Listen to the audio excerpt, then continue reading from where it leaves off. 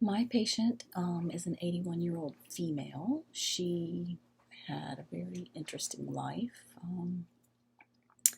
In her younger days, she was in the Peace Corps. She lived for a year on a primitive island in the South Pacific, literally in a little grass shack. She was a nurse for her whole career. She did many different types of nursing, from labor and delivery, home health, emergency department. She has 3 grown children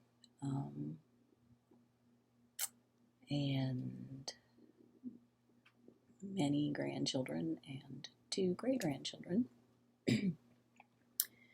She retired 15 years ago. She moved to her oldest son's home to live with them and be caregiver for their children while they were small. She lived with them for 14 years. She then moved to her daughter's home and currently still lives with her daughter and granddaughter. She helps take care of the current granddaughter. She has been divorced for 30 years and never was interested in another relationship. She said she never dated, never had any interest. Men were shady characters and no good.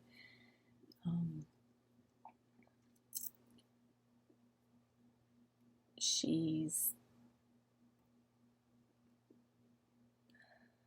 got no filter basically anymore. She tells you straight up what she thinks, how it is. She says she doesn't care what anyone thinks anymore.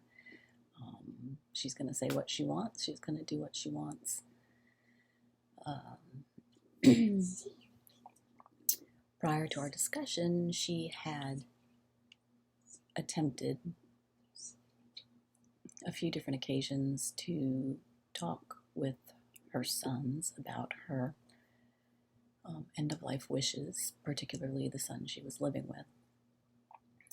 He was not receptive to the conversation. He did not want to hear anything about dying or not being saved or just letting things go. He got defensive, she said, and irate, like he got mad. He would not have the conversation at all, would not hear anything about it.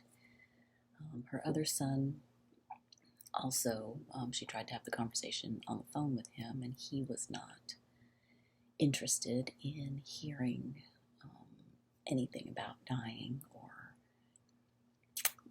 not being around anymore, and would not. He told her that she needed to stop being silly, and that if anything happened, of course, they would do everything to save her. That's not what she wanted to hear. That's not what she wants. She says that she's been here 81 years, and she's tired. And so when it's time to go, it's time to go. She has talked to her daughter. Her daughter is the oldest, and she was willing to hear what she wanted and is aware of her wishes. So there is that. She has not put anything formally into writing. So no DNRs, no living wills, no healthcare proxy, nothing like that has been created. And we talked at length quite a bit about how that would be the most effective way to make sure that her wishes were honored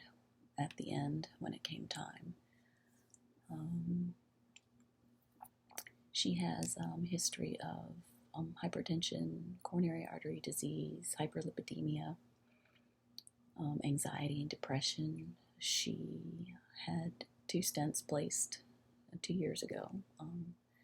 She has not done any kind of cardiac rehab. She did take the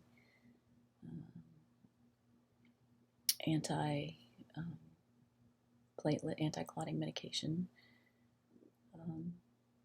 She has 2 large poodles, and she walks them 3 or 4 times a day at least, so that keeps her active and moving. She drives. She takes her medication. She does get chronically short of breath now with exertion, so she doesn't walk very fast, but she says she will walk 30 to 45 minutes just at a slower pace. She is not interested in making any dietary changes. She is a former smoker, and she does vape. She is not interested in stopping that. She feels like she's at the point where she has earned the right to what she wants without depriving herself. We discussed at length the tools like the DNR and the healthcare power of attorney and the living will, which I think would be an excellent choice, because that's a binding legal document that will help ensure that her wishes are upheld and give the daughter some backing and support if there were an issue with the brothers not wanting to honor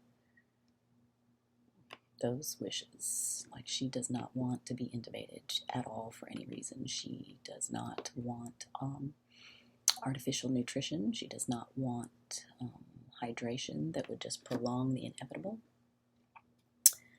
And these are all things that her sons would find very difficult and challenging and not acceptable.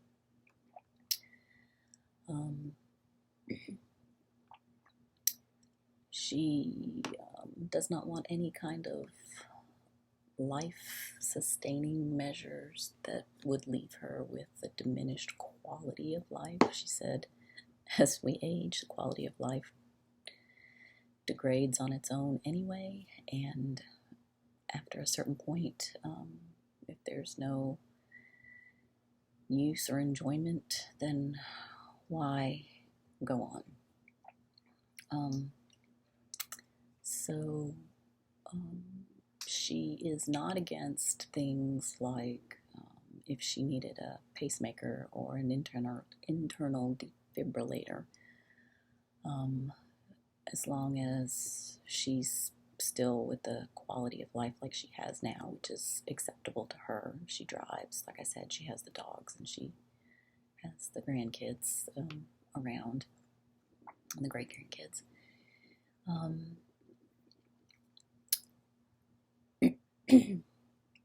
She said she hadn't put anything in writing because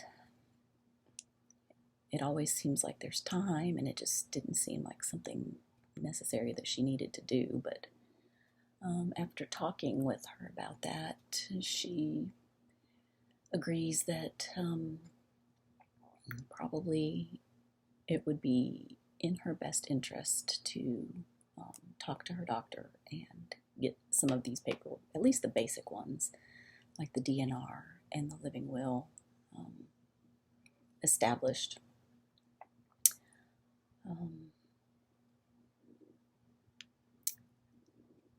She is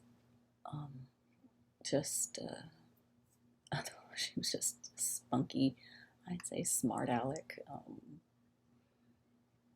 person, and I just found that appealing, and I like that she tells it how it is, and doesn't care what anyone thinks anymore, pretty much.